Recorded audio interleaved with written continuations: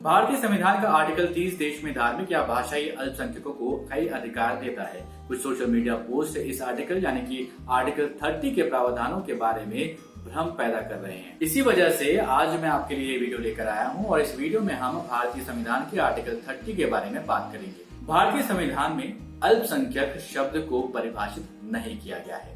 27 जनवरी 2014 के भारत के राजपत्र के अनुसार मुस्लिम, सिख, ईसाई, बौद्ध, पारसी और जैन धर्म के लोगों को भारत में अल्पसंख्यक समुदाय का दर्जा मिला हुआ है।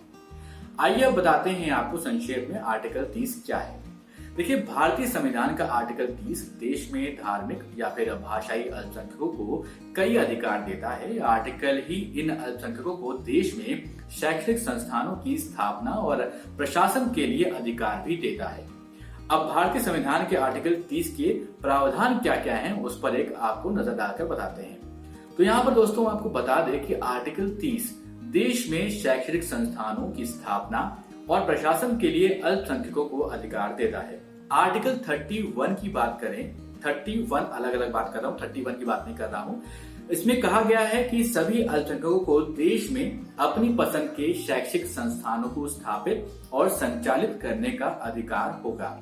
आर्टिकल 30 के 1A में कहा गया है, अल्पसंख्यक द्वारा स्थापित और प्रशासित किसी शैक्षणिक संस्थान की किसी भी संपत्ति के अनिवार्य अधिग्रहण के लिए कोई कानून बनाते समय राज्य सुनिश्चित करेगा कि ऐसा कानून अल्पसंख्यकों के अधिकारों को ना तो रोकेगा और ना ही निरस्त करेगा।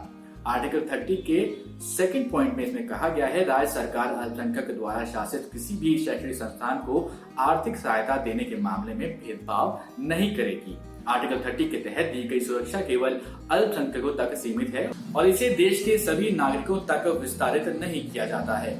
आर्टिकल 30 अल्पसंख्यक समुदाय को यह अधिकार देता है कि वे अपने बच्चों को अपनी ही भाषा में शिक्षा प्रदान करा सकते हैं। इसका मतलब क्या हुआ? इसका मतलब ये हुआ कि मुसलमान समुदाय चाहे तो अपने बच्चों को उर्दू और ईसाई चाहे तो अंग्रेजी माध्यम में पढ़ा सकते हैं। देश में 3 प्रकार के अल्पसंख्यक शिक्षण संस्थान हैं।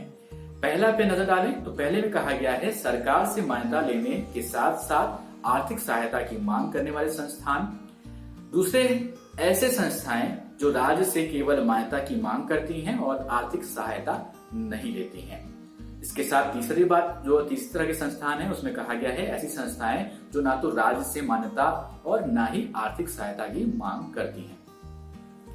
आइए अब आपको इन तीनों प्रकार की संस्थाओं के बारे में जानकारी देते हैं। मैंने जो पहली 2 संस्थाएं बताई थी यानी कि संस्था ए और संस्था बी, इस प्रकार के संस्थान सरकारों द्वारा बनाए गए नियमों का पालन करने के लिए बाध्य हैं।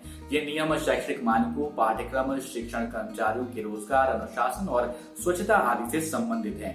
जो मैंने आपको तीसरे यानी कि सी टाइप का जो संस्था बताई थी उसमें जो है अपने नियमों को लागू करने के लिए वो स्वतंत्र हैं, लेकिन उन्हें श्रम कानून, अनुबंध कानून, औद्योगिक कानून और कर कानून, आर्थिक नियम आदि जैसे सामान्य कानूनों का पालन करना पड़ता है।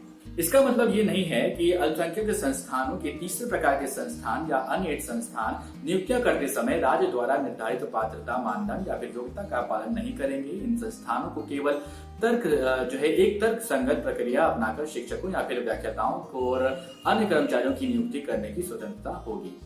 आर्टिकल 30 पर सर्वोच्च न्यायालय का क्या निर्णय रहा है उसके बारे में यहाँ पर थोड़ी आपको जानकारी दे देते हैं। बलंकारा सीरियन कैथोलिक कॉलेज केस 2007 के मामले में दिए गए एक फैसले में माननीय सर्वोच्च न्यायालय ने कहा कि अनुच्छेद 30 के तहत अल्पसंख्यक समुदायों को दिए गए अधिकार केवल बहुसंख्यकों के साथ समानता सुनिश्चित करने के लिए हैं और इनका इरादा अल्पसंख्यकों को बहुसंख्यकों की तुलना में अधिक लाभप्रद स्थिति में रखने का नहीं है। इसके अलावा सुप्रीम कोर्ट ने यह भी कहा है कि इस बात के कोई सबूत नहीं है कि अल्पसंख्यकों को कानून से बाहर कोई भी गैर कानूनी अधिकार दिया गया है।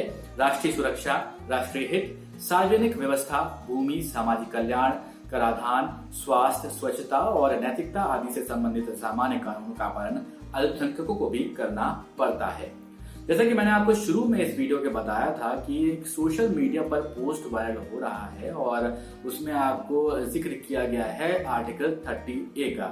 तो भाई साहब आर्टिकल 30A यहाँ पर है ही नहीं अपने इंडियन कॉन्स्टिट्यूशन में। तो आप समझ ही सकते हैं कि इस पोस्ट में लिखी बात बिल्कुल भी सही नहीं है। अगर वो आप तक पहुंचती है तो आपके बारे में आपके पास जो जानकारी है आर्टिकल 30 से रिलेटेड वो आप दूसरों को बता सकते हैं। अगर आपका कोई संदेश है, अगर आप और भी कोई आर्टिकल के बारे में जानकारी चाहते हैं तो उसको कमेंट बॉक्स में हमें लिखकर बताइए। अगर ये वीडियो आपको पसंद आया हो तो इस वीडियो को जरूर लाइक करें, इस वीडियो को शेयर करें और करें चैनल जो शॉर्ट।